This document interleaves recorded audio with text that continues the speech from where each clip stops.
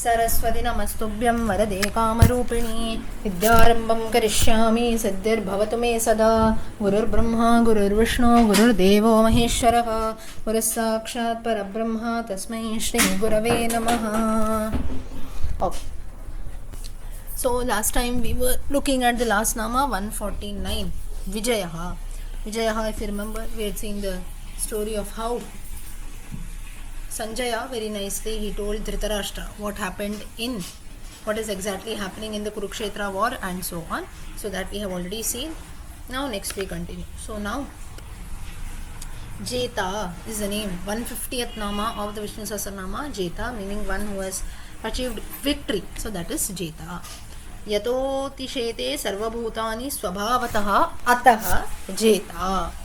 That is by nature one who is superior to all beings and hence one who is you can say one who achieves victory. One who is a winner of everything, that is Jeta. Okay, now for this let us look at the story that is there.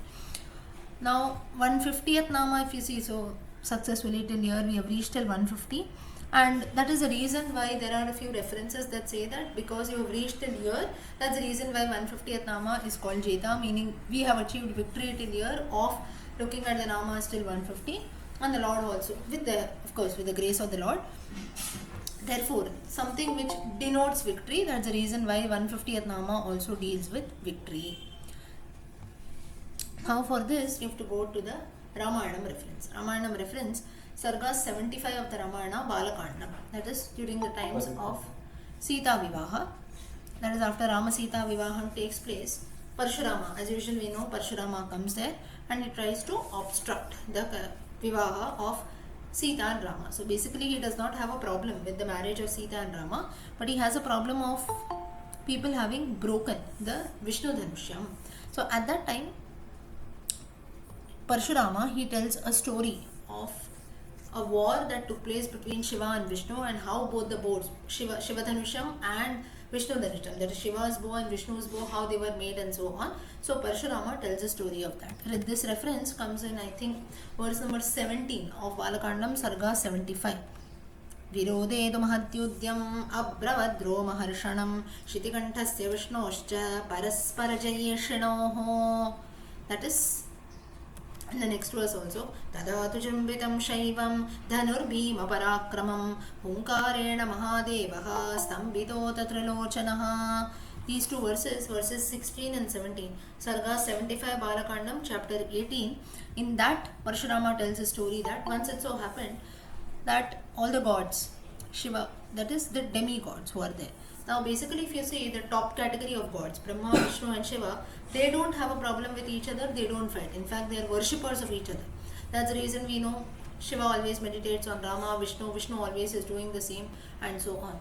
But then the problem arises with the second category, that is of demigods and so on, like Indra, Vayu, Varuna, wherein Narada. So the problem comes with the devotees. Just like in today's times also, if you see, the top authority might not have so much problems, but on the ground level, you can say we have a lot of problems and we try to create fights, right? So the same thing happens here also. So Indra and a group of deities, they go to Shiva and they say that with the help of Vishwakarma, the architect of gods, we have prepared a Dhanusham for you, that is a bow for you. And like this, second, another bunch of another bunch of gods, they go and meet Vishnu and they tell him that for you also we have created a Dhanusham, that is Vishnu Dhanusham, and using this you have to fight against Shiva. And to Shiva they go and tell that you have to go and fight against Vishnu. So both Shiva and Vishnu, so to meet Shiva they all go to Kailasa, to meet Vishnu they all go to Vaikuntha. So when the gods go there, Shiva questions him saying that why I don't have any problem with Shiva, in fact I'm a great devotee of him, so why should I go and fight with him? So then the deities say, no, for the sake of, we are a bunch of deities, we have a debate amongst ourselves that you are great than Vishnu and so on. Therefore, for our sake, you have to fight. Same, they go, the other bunch of deities, they go and they tell Vishnu also the same thing, saying that Vishnu also tells the same thing, I am worshipping Lord Shiva, I don't have any problem with him and so on. So then what is your problem? Why you want to do this? So for this Vishnu, he gives a beautiful answer. Vishnu also gives a beautiful answer saying that I don't have any problem with Shiva, still why you're creating fights. The same answer the gods give, saying that no, we have a debate amongst us, so therefore for our sake you have to go and fight.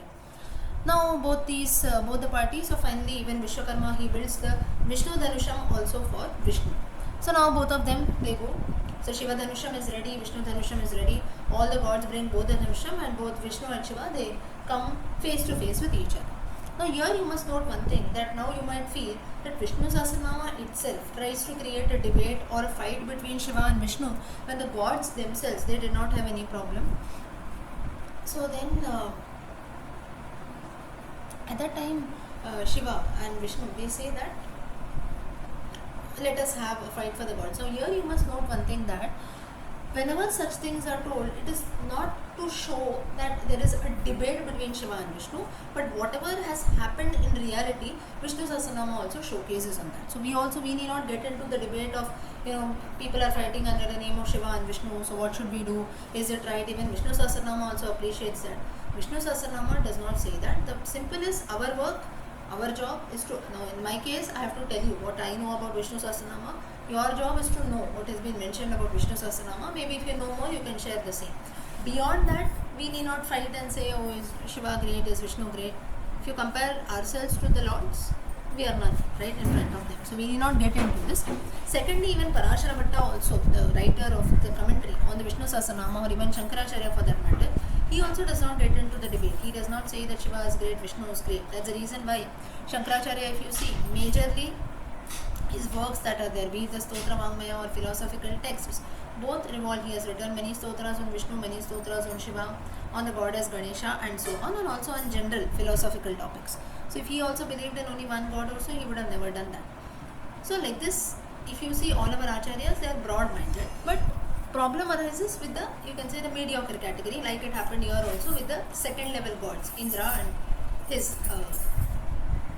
army of gods. So here this thought you get it very clear, but then why then? Now you might again have a question saying that you are saying so much, Vishnu Sahasranama does not talk about this, our acharyas don't talk about this, then why are you saying this? Or why did even Parashara Bhatta, why did he include this in his commentary? This is to showcase what exactly happened in reality. Just because few things are not very pleasant to hear, or just because we feel that, oh, this is not so good. You take a very good example, what happens in our own society. Maybe a few things in the society, what it happens today, what we see around in the world, maybe we don't like that. But that doesn't mean that the thing will not happen, right? Maybe you can consider the terrorist attack that takes place. It's very, you can say, very displeasing. You look at that, it's very disturbing, all that is there. And we cannot avoid, right? We must always, you have to see that. Something unpleasant, something evil happens, something negative happens. It does happen in the society, but how far we are affected by that, that is something which is there in our hands. So the same thing here also happens. Now here you might feel then, now second question is, this is one thing. Secondly, you might feel why the gods themselves bought a fight between Shiva and Vishnu. Now amongst the second category of gods, like human beings, like you see a bunch of human beings, there are two leaders. You consider the example of our own political parties, right?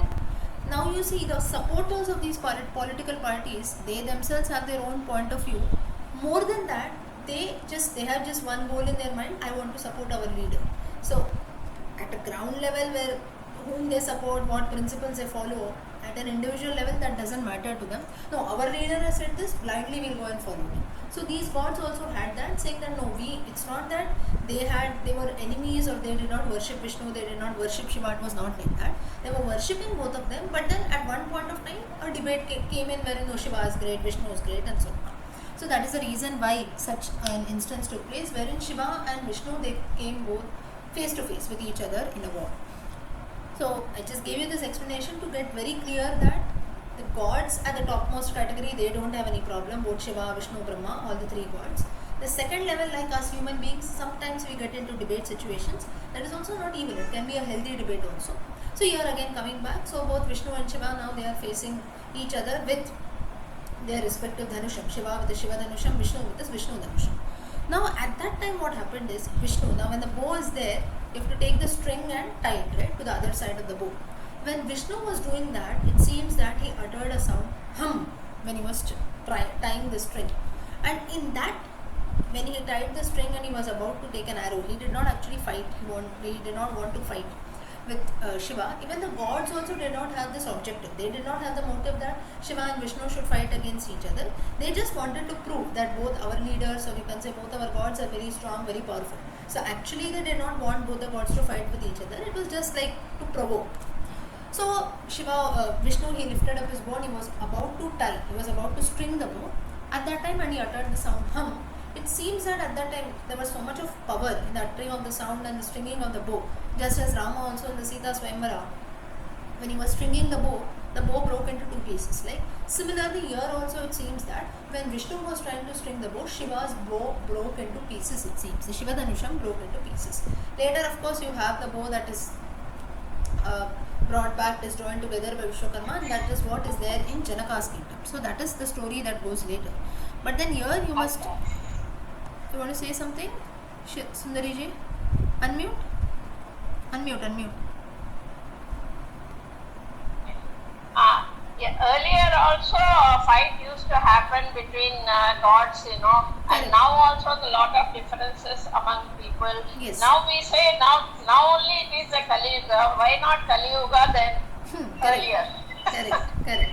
Now here you must note one thing. Kali Yuga is now, we are there here, but then all the yugas they repeat themselves. So Satya, Treta, Dwapara, Kali, again it will be Satya Yuga. So there are many Kali Yugas that have already taken place. But maybe you can consider, yes, one thing maybe we can consider that now, even if all these incidents took place in the then Satya Yuga, but still differences are something which will always be there. But maybe now, if you compare to Kali Yuga, it is little less. Now today, people, even on minute issues or so minor issues also, they'll go at the extent of killing each other. In those times, basically their main motive was not to create fights or so, but then maybe to show that one lord is more, or you can say great than another.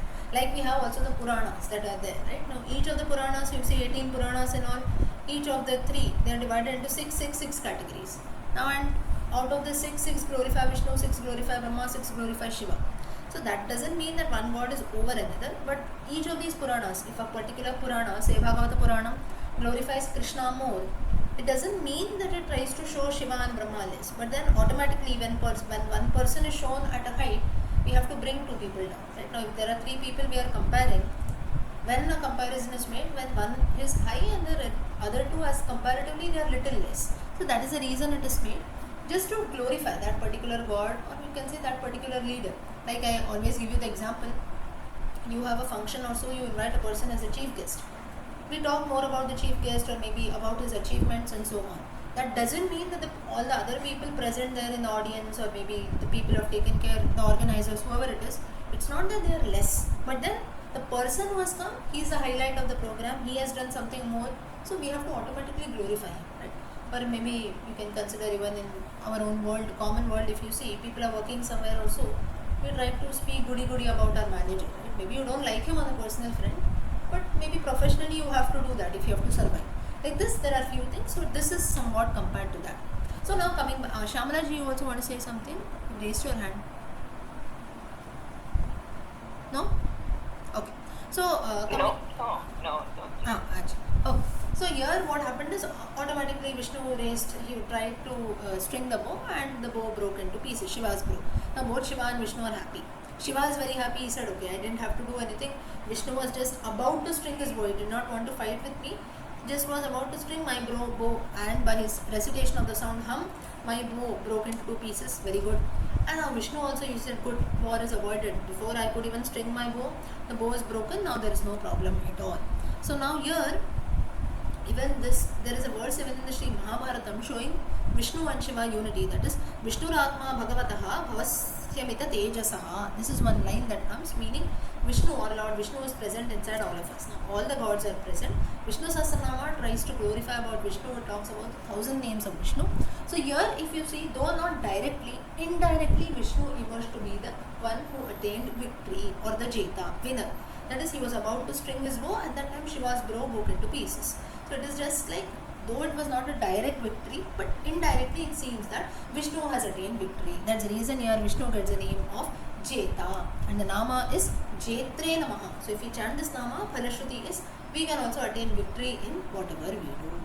So this is the Nama. So here through all this different references and stories coming in the Ramayana, Mahabharatam and so on, What is being shown is whatever we see around today, it's not that something has existed only today. It was there years together, there were debates, there were fights, there were arguments, but how people came out of that. Now here you can say one learning that we can take from both Shiva and Vishnu is they were put into a battle, they were put into a fight against each other, but still they were put by the gods, maybe for the sake of their devotees, the demigods and so on. They also had a fight, but they never gave up on their principles. That is, Shiva never felt that okay, today Vishnu is my enemy, he is standing in front of me, today onwards I'll stop worshipping him, I'll be his enemy.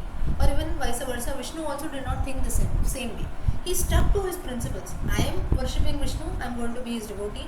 Shiva said, I am worshipping Vishnu. And the other way around, Vishnu said, I am worshipping Shiva, I am going to be his devotee.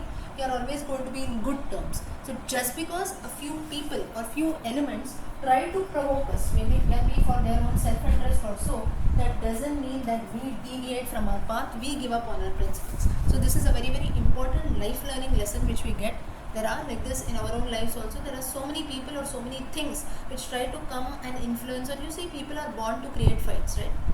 Behind our back, so many people talk, and then one person will come. You know what he was telling about you? It might not be true. Maybe 1% something will be there, and the person who comes and tells us will make it such a, let's say, a big issue, and then it provokes us. Immediately we go and how dare he say about me? We ourselves would have not heard like this. The person would be maybe a very close friend or so, but still, because of a third person coming into picture and creating fights, it might lead to, you can say, a lot of confusion. Best example, Shurpanakha. Shurpanakha, when she goes to tell that Khara, Dushana and Ravana, when she goes and tells them what happened, what she tells is, she tells only her part of the story. She tells only her part of the story, right? No, Lakshmana came, he cut off my ears and nose. She did not go and tell what she did, right? And why all this happened, that she did not go and tell. Only she said that someone cut my nose. And Ravana, Khara, Dushana also, they were foolish enough. They said that they did not ask, they did not even put in the effort, they just saw their sister's nose and ears cut off, and they also raised action. Now there are some references which say that Ravana was quite intelligent. He asks what happened exactly. He does not directly question her, saying that what did you do and so on, but then he questions. Maybe he just asks, saying that what exactly happened, you tell me.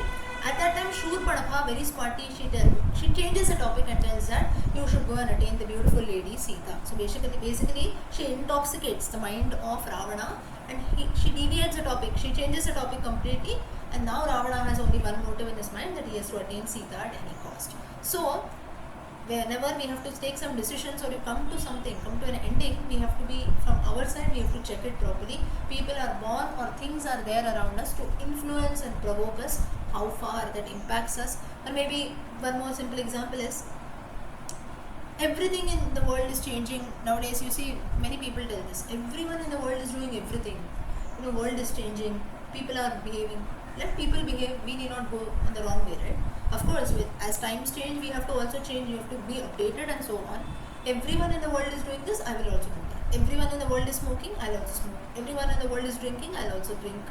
Doesn't happen that way. So then, I'm just giving you a few examples. This is something which we are easily influenced. Everyone around me is doing, so I have to also do that. You need not do that, right? Because ultimately, what you make of your life is what is important. So through these examples, though it glorifies about Vishnu Sahasranama, talks about the names of the god and so on, how out of every nama there are small aspects like this which we can apply in our lives. Maybe directly Vishnu and Shiva don't portray this, but through their behavior, through the way they react also, we get to know small things which we can apply in our everyday life. So therefore, whenever you look at any religious text, be it like the Vishnu Sahasranama and so on, always look at it with a life-changing perspective also.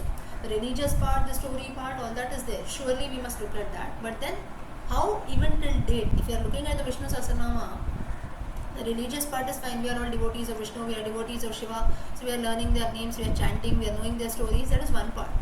But then what I have to go, okay, Vishnu did something thousands of years back. What use of it? Is it of any use to me today? Okay, for knowledge sake, I know the story behind it. For a religious aspect, I know it. That's it. Maybe there can be someone, they say, no, I am not religious. I don't consider people to be gods also. It's one's own personal choice, right? But even a person who does not believe, maybe in gods and so on, Just if you consider both Vishnu and Shiva to be two mere human beings, out of them also what we get to learn. So even to a person who is a non-believer, Vishnu Sahasranama and texts like that, be the Gita and so on, they try to show a path, they try to provide life learning lessons, just as we have motivational speakers and so on. So this is also quite similar to that. So this is something you can say the uniqueness of all our scriptures that is there. The story part, the history, religious part, all that is on one side. But out of every aspect, what we get to learn, that also very simple lessons. Like just as in this Nama Jeta, what we get to learn is Vishnu and Shiva, they did not give up their original nature in spite of things happening against them. Same thing if you also apply, even 1% you do, it doesn't matter. Right? So this is Jeta. Okay. Did everyone understand this Nama? Yes? Yes, ma'am. Oh. I wanted to say something, ma'am. Yes? There is a small reference in Ramcharitamanas, Hmm. and when Krishna gets very angry, he knows that Shiva is Hmm. and there's one thing to So what you're saying, I couldn't hear. Parshuramji was very angry, no, after saying that the Shiva has been broken.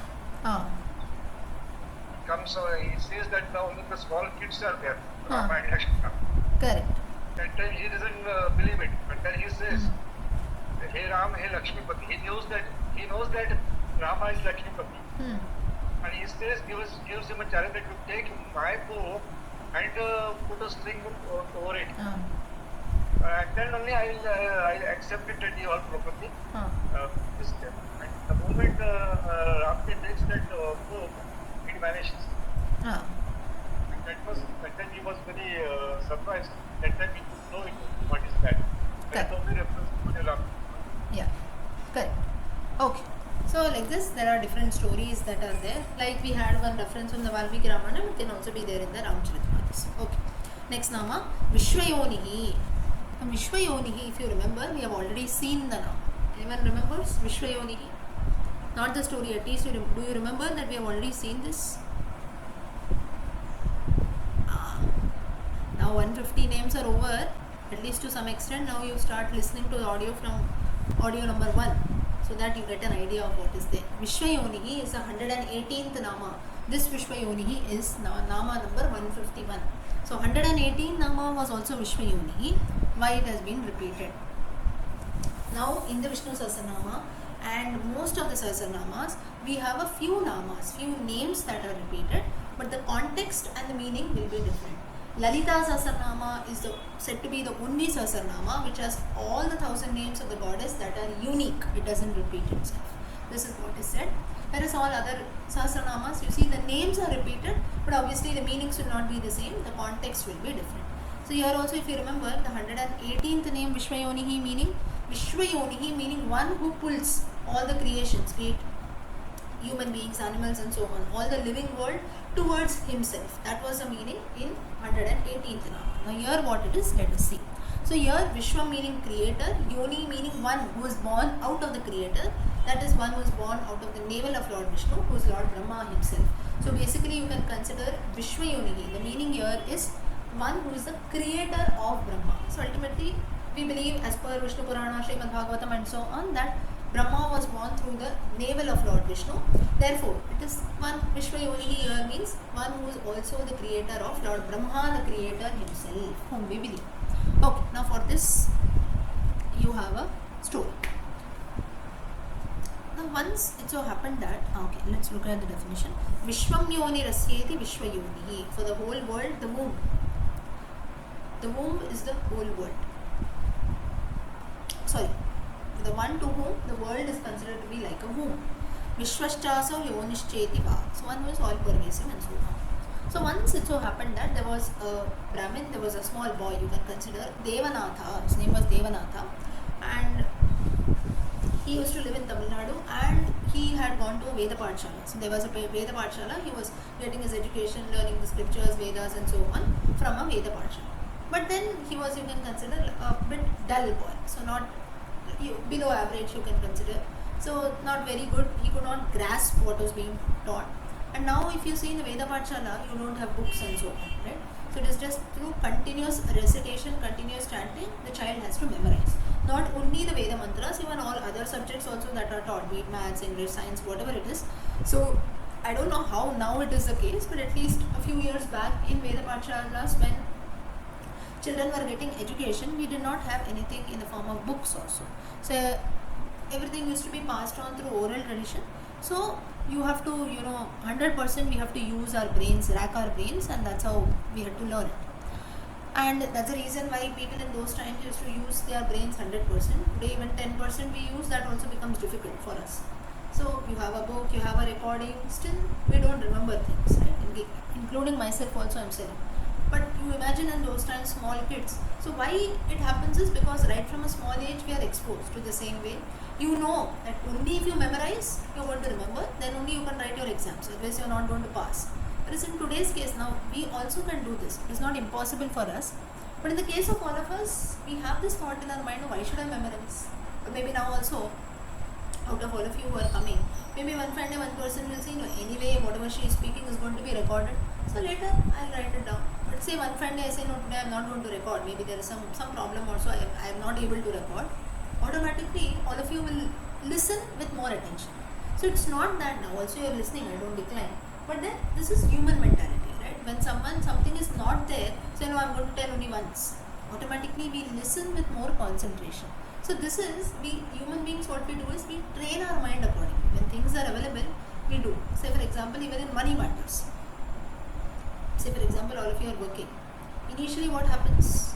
Maybe as soon as the salary comes also, first 10 days, 15 days, everyone is very happy. Whatever you see, you spend, you go here, you go there. As far as money is there in the pockets, you see your account has been filled with money, right? So the first for 10 days, 1 week, 10 days, nicely we spend about here and there because account is full of money. But as 10 days, 15 days pass about, we see the amount in the money slowly it's getting debited. Whatever you see, you feel like buying, maybe you go out, this, that. As soon as 20th, 25th, that is the last few days, second half of the month starts, slowly now we become cautious, saying that no. And then at that time, no, let the salary come, then we'll think, right? Slowly, it's not that it is zero, but then our mind is like that. Now when money is there, we spend. In fact, it should not be that way. This is human tendency, right? So initially when money is there, we feel that now everything is there. Just now it has come, I'll spend. Whereas towards the end of the month, slowly when money is reducing, then you say, no, let the salary come, then I'll spend. So it can be even the other way around. Some people, what they do is, towards the end of the month, they will spend more. Saying, no, anyway, after 2 days, the salary is going to come, so I'll wait till then. So that can also be the case in some people. So anyways, it is going to come, so now let me spend what I have. That also can be there. So what the thing is, whenever we have something, okay, now something is there, let me make the best of it. But only when things are not there, or things are told that no, you will not have a book, you will not be able to note down anything. Once I will tell you, you have to remember, automatically our mind is trained that way. So these children also in the Veda Pathshala, right from a young age, they are trained to learn in this way, saying that things are going to be told only once. They will be repeated a few times, like the Saptama Paddhati that we have. One line 7 times, and the one quarter of the verse 7 times, then the entire line 7 times. Similarly with the second line, 1/2 7, the entire line 7. So in all 7 4s are 28 times. The 2 verses are repeated. Then the entire verse is repeated 7 times. So you see more than 50 times if the same verse is being chanted, automatically the verse gets by heart. You can try this for yourself also. But the thing is, we are not that patient, and then things, you have a book, why should I by heart? Right? So this is what happens. Yes, Anuradha ji? Lakshmi, recently we had one like a recitation competition in one of other group. So I tried this 7 times, and I was able to by heart to Sri Rudra Ashtakam and Ramana Ashtakam. Great. Thank you. Yes. Yeah. So this is something which she tells out of her own experience, right, Anuradha ji?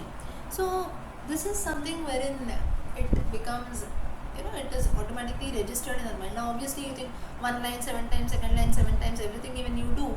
So many times we are chanting, we get used to that. So this is something which, in case you want to by heart something, you can use this method that is there. Very useful method, and she herself, she has done that.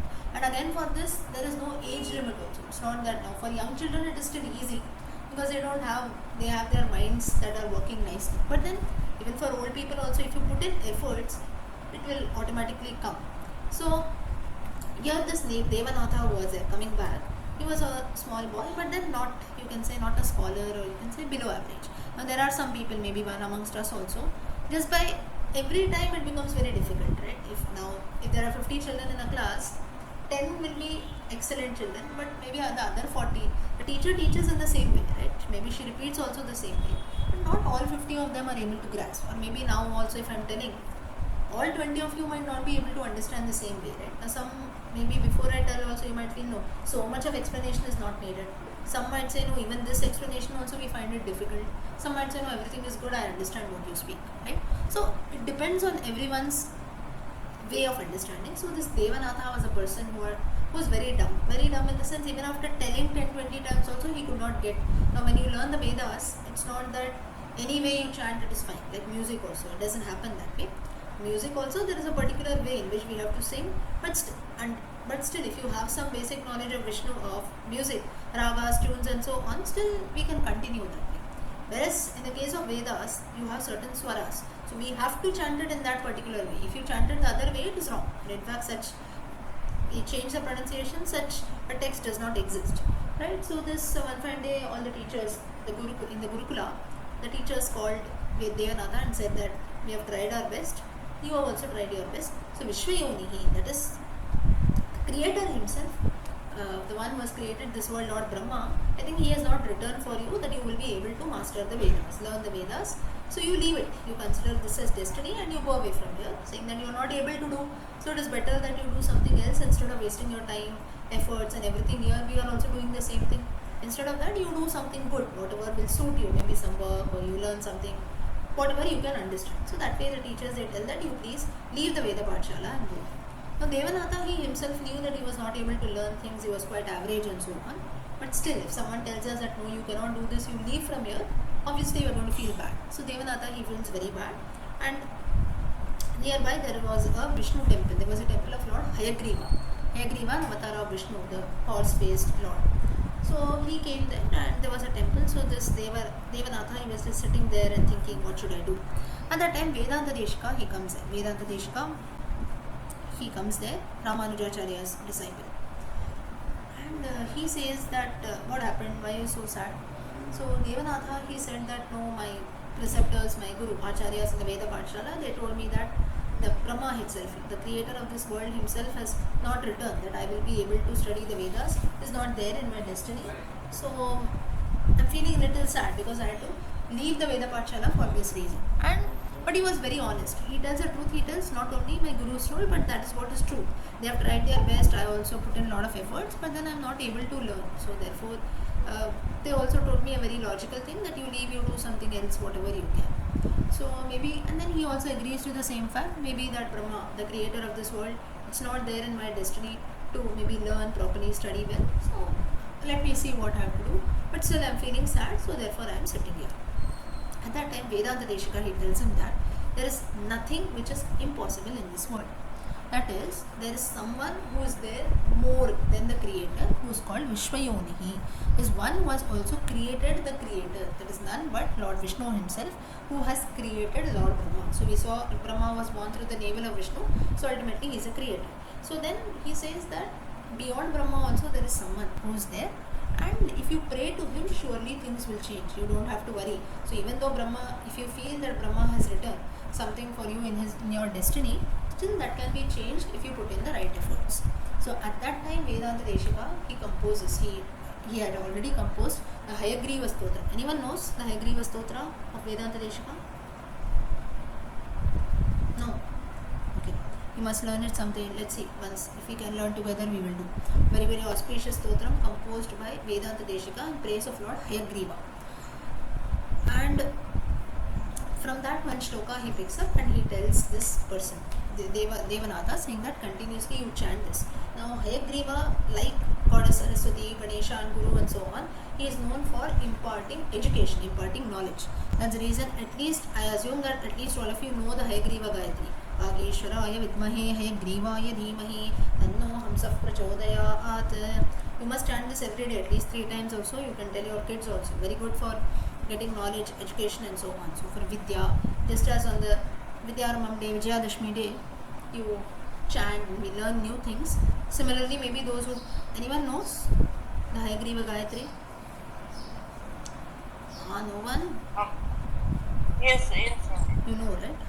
So you must know. Yes. Yes. So you must know, especially those who take the Shri Vidya Upasana and so on, Shri Chakra Upasana, they might be aware of this. But still, those who don't know, you can chant this.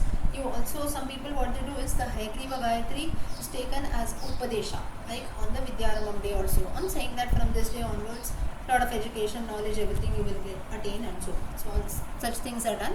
If not, you can try chanting it by yourself. So like this is a Hayagriva Gayatri. Like this, from the Hayagriva Stotram, one shloka Vedanta Deshika teaches Devanatha and tells that continuously you keep chanting this, automatically all the knowledge, everything you will get. Now Devanatha at this point, what he did was, he learned the shloka and he kept on chanting it. One fine day, again Vedanta Deshika comes and tells that you chant this every day, and I see that sincerely you are doing this. So here what we have to notice that Devanatha, he knew that he was a very dull man, he was below average, he could not learn anything, but still the faith that he had on Vedanta Deshika. So this is where you see faith plays, right? So if you have faith, everything works. If you don't have faith, then nothing works. Just like that day also I told you with regards to the Ganga river, right? Mane to Ganga, nahi to behti nadi. That is, if you believe Ganga river is very pure, it will wash away your sins and so on. Otherwise, it is just a mere water body flowing from one place to another. So it is just in our outlook that is there. So now, maybe even you look at yourself, you consider yourself to be a creation of flesh and blood, right? Whereas the other way, if you look, is I am a person with a lot of intellect, good power, intelligence, wise, I have so many qualities in me. So it's just on the way we look at things, way we look at ourselves, right? If you want to consider yourself always, I cannot do this, my leg is paining, head is paining, I feel very dull, my mind doesn't work. If you think yourself this way, you're going to be negative. Whereas you feel that, okay, there are a few problems that are there, let me take some proper treatments, let me come out of that. At the same time, let me use my skills and talents in a good way. Then we emerge to be a positive person. So it's just how we look at ourselves, how we take things, right? So the same thing here, Devanatha also, he had a lot of faith that was there. As told by Vedanta Deshika, he chants a shloka, and ultimately now Vedanta Deshika says, now you go back to your Veda Pathshala to tell your acharyas that now I will be able to learn all the Vedas properly. Devanatha was a bit hesitant, but still he goes. And just as all the acharyas, when he was coming to the Veda Pathshala, all the acharyas, they see him from a long distance. And from long only they could see that there was a lot of tejas, that is brightness. And whenever we look at certain people, just by looking at their face, we feel very happy, right? But we feel very positive. You come to a particular place, maybe you go and meet someone, you feel very happy. Just maybe 2 minutes you speak to them, and maybe never ever we'll meet them back in life. But then still we feel very happy, right? And now there are many people who come and go, but a few people we always remember. Maybe like in our train journeys or so. Maybe we are never going to meet that person again, but still a few people we always remember. Few people of course we forget. But why we remember those few people is, it can be both the extremes. Maybe they were very good, or maybe they were very bad, right? So the mediocre people usually they are forgotten. But usually if you see, when people are very good, just by meeting a few positive people, you can see on their face only that tejas, the brightness that is there. So this Devanatha also had the same. So now the acharyas, they said that why you have come here now, what happened? And Devanatha said that no, now you teach me the Vedas, I can learn it properly. So the Acharya said, okay, let us give him a chance. By looking at him only, we feel he has undergone something really good. And they teach him, and it seems that this time, the first time itself, this boy could master everything, he could learn everything. So this was the power of the Hayagriva Stotra. Now here, this Nama, Vishwayoni, meaning, here in this way, in this context, how we have to interpret is, there is someone even beyond the creator of the world, that is Brahma, that is Vishnu. So even if Brahma or destiny has written something for us, it can surely be changed if we have faith and if we put in efforts. Just like here Devanatha did, his own acharyas told him that in your destiny Brahma has not written for you that you will be able to learn the Vedas. But things changed, there came a turning point in his life. The first step was he had faith in Vedanta Deshika. Deshika told him that you chant the shloka, surely you will be able to master. Devanatha showed faith, he did that, he put in efforts, and he came out successfully, he could master the Vedas. So, it's not that just merely having faith does not help, even the efforts also matter. So, faith he had, he used to chant it regularly, Later he came back to the Pathshala, he put in hard working efforts, he achieved, he could master the Vedas. So the first step was having faith. So if we have faith in the Vishwayonihi, meaning the creator of the creator, destiny can be changed. So though a few things are written, but still it can be changed if you have faith and we put in efforts. So Vishwayonihi, this Nama, Vishwayonaye Namaha is the Nama, and the Parashruti is just as Devanatha also could change his destiny. We can also, if we put in the right efforts, if we have faith and Shraddha, things can also change and it can come in our favor. Okay. Did everyone understand this Nama? Yes? Yes, Yes. Okay, next. Punarvasu. You have the Punarvasu Nakshatra also. Punaha Punaha Sharireshu Vasati Kshetrajna Rupena iti Punarvasu. So that which lives inside our bodies, that which is existing. Okay. Now for this there is again a story.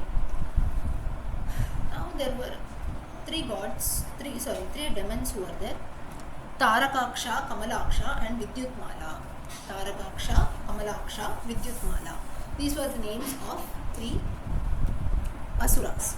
Now as usual, asuras, they do a lot of penance to Brahma, and Brahma blessed them and asked, what boons you want, you please ask.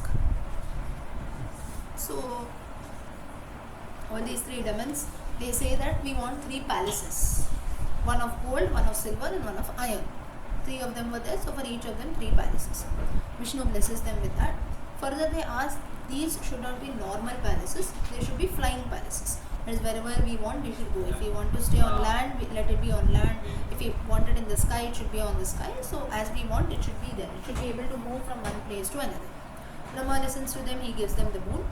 Then he says, what they ask is, so the first boon, before all this, there is an instance that all these 3 demons had asked Brahma that nobody should ever be able to kill us. Brahma said this cannot happen because it is against the rules of the world, against the niyama. So ultimately one fine day everyone will be killed. So you ask me something else. So at that time these 3 demons, they think deeply and then they ask this boon of the gold, silver, iron palace, and it should be a flying palace. That is, from one place to another, it should keep moving. Now next, third thing that they ask is, if someone has to destroy us, just as you said that Mrityu is something which can never be, you can say, it has to be given to everyone, it can never be, like nobody will be blessed with Amrityu.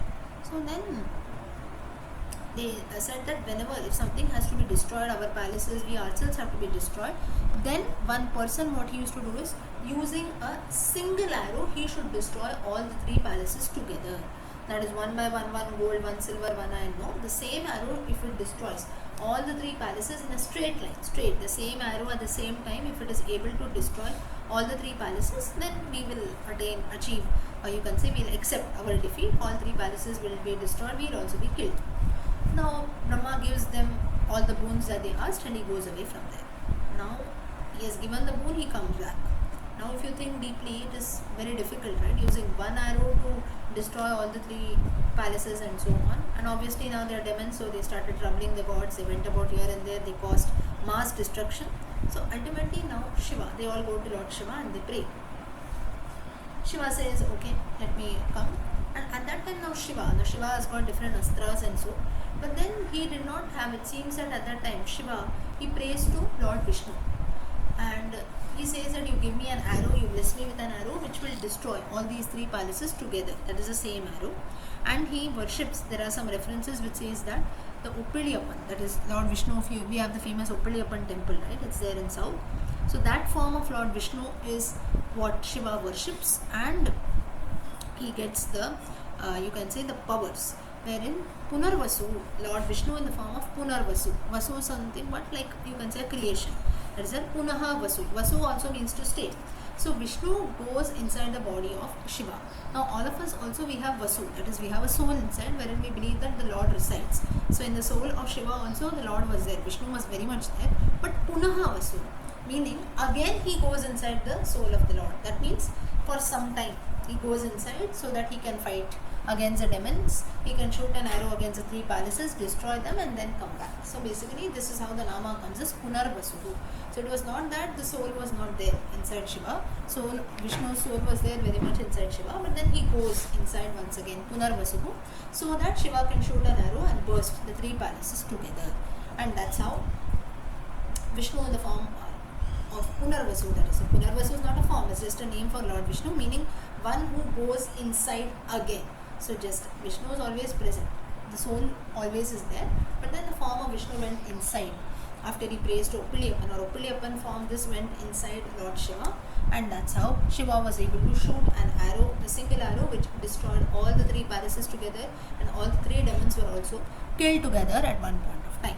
So the Nama here is, the story is quite small, but then it talks about how Shiva's powers, or how Shiva also he went and asked the help of Vishnu, and that's how all the 3 demons were killed. So the Nama is Punarvasave Namaha is a Nama, and the Parashruti is, those who chant this Nama, it is like everything good will happen, just as the Lord is present inside all of us, but then as time permits, He will come and He will guide us, just as here when the time came in, when the need was there, at that time He comes and He guides Lord Shiva also, and He helps him. Basically, more than a guide, you can consider like helping. So He helps him, and Shiva was able to destroy all the 3 palaces as well as the 3 demons. So this is Punarvasu. So Punarvasu Nakshatra also the same thing. So those who have this Nakshatra of Punarvasu, it seems that the Lord is there double in them. That is, the grace of the Lord will always be there upon those people. So this is the reference. Okay, next. Okay, 51 is done. Next we start with verse number 17. उपेन्द्रो वामनः प्रांशुः अमोघशुचिरूर्जितः अतीन्द्रसङ्ग्रहः सर्गो धृतात्मा नियमो यमः. So now this entire verse talks about the namas of Vamana. Now if you see the previous verse till Punarvasuhu, if you see, that is I think from Vijaya, the last Vijayaha, not Vijayaha, 6 verses that were there, they were in praise of, I told you, 3 gods, Brahma, Vishnu and Shiva. So Jagadadijaha and this, yeah. So verse 16 that we just now saw, Jagadadijaha, Anagaha, Vijayaha, Jeta, Vishwayoni, Punarvasuhu. These 3 namas talk about the concept of Brahma, Vishnu, Shiva. These are 3 Mumurtis, and out of them, Trimurtis, Mumurtis, whatever you call, and out of these 3, how Vishnu has got the central position that is there. So Vishnu has got prime importance. That is, basically these stories revolve around Shiva and Brahma, as you would have noticed, and how out of that Shiva, why Vishnu is given the central position, how Vishnu comes and helps Shiva and Brahma. So that is what is seen. Now the next verse that is there, verse number 17, 12 namas, Upendraha, Vamanaha, Pramshuhu, Amogaha, Shuchihi, Urjitaha, Atindraha, Sangraha, Sarkaha, Dhritatma, Niyamaha, Yamaha. These 12 namas revolve around Vamanavatara form of Vishnu. So names for Vamana. Let's look at the first nama, Upendraha. Indra Mupagataha Anujatvena iti Upendraha. One is one who becomes a younger brother of Indra, that's how he gets the name Upendraha. Second is Yatva Upari Indraha Upendraha. One who is placed above Indra, that is automatically, obviously, 3 gods, Shiva, Vishnu, Brahma are there in the first category, then the demigods, Indra and so on. So one who is above Indra, that is one meaning. Harivamsha Puranam has one reference. Mamopari Yatendrastvam Sthapido Govideshwaraha Upendra iti Krishnatvam Gasyanti Bhuvi Devataha. Harivamsha Purana, which is considered to be a part of Sri Mahabharatam, in that you have a story. So the story also revolves around this reference from the Harivamsha Purana. So the story goes, it has to be from the Krishna Leela stories. So when in Gokula, Vrindavana, when people were making arrangements, that is when Nanda Gopal, all of them were making arrangements to worship Indra.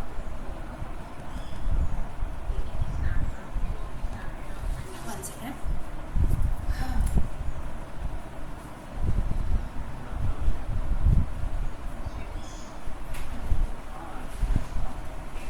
Just 1 second, hold on.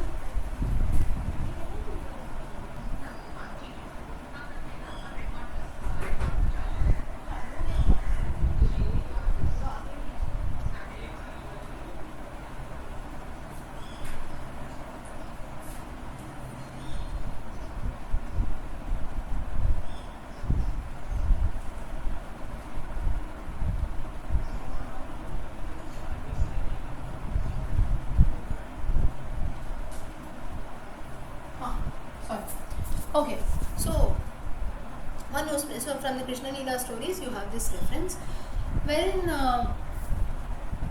Nanda Gopa, all of them were worshipping, they were making arrangements to worship Indra, the god of rain. So at that time Krishna very rightly comes and says, why is all this? Why are you doing all this?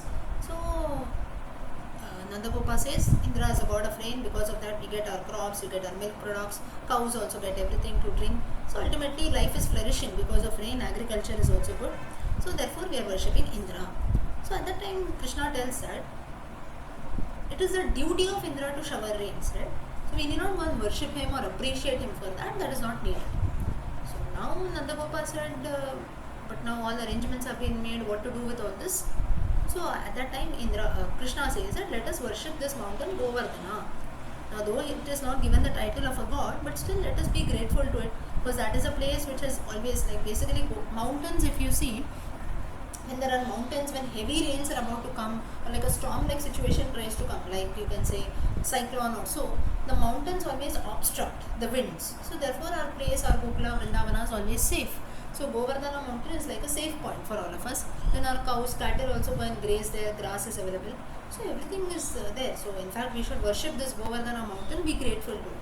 So all these arrangements that we have made for the worship of Indra, let us turn it to Govardhana. So that's how you have the famous Govardhana Puja and all that being done. All the people, Nanda Gopa said, okay, Krishna, you have done this, let me listen to you. So why Nanda Gopa agrees is because Nanda Gopa, right from childhood, he knew that Krishna was not an ordinary child. Krishna had shown his divine powers. That's how he had killed the various asuras and so on. So therefore he said, okay, you have said something, that means we will follow you. Krishna told, the Govardhana Puja is done. Then we know the story. Indra gets very angry. He showers heavy rains continuously. And then later what happens is 7 days continuous he does. And Indra and Krishna has lifted the Govardhana mountain on his little finger.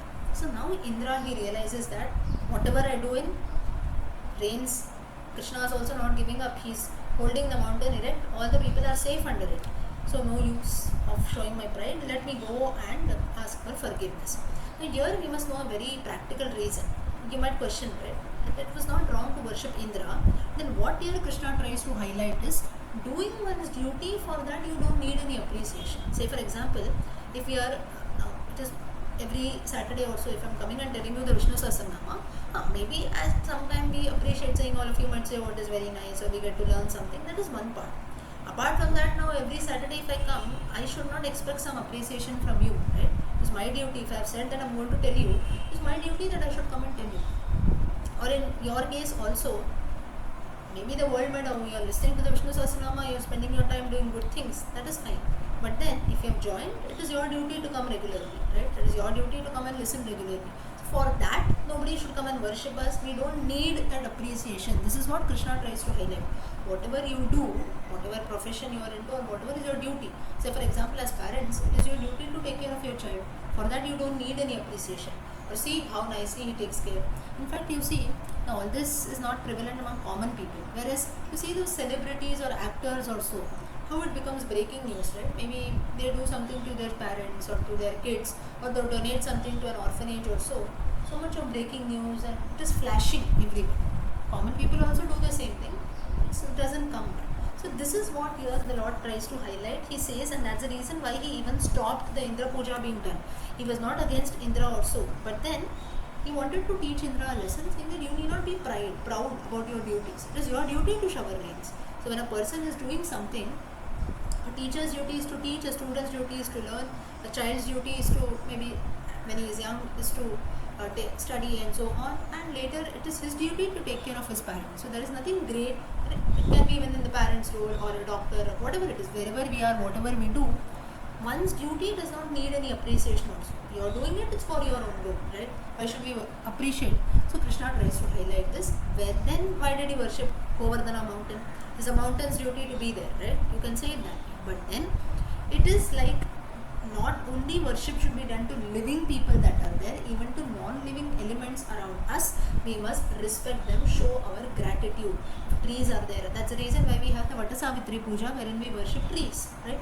Or why do we worship rivers? Why do we have Ganga Aarti, Yamuna Aarti, Narmada Aarti, the Narmada Parikrama, so many such things?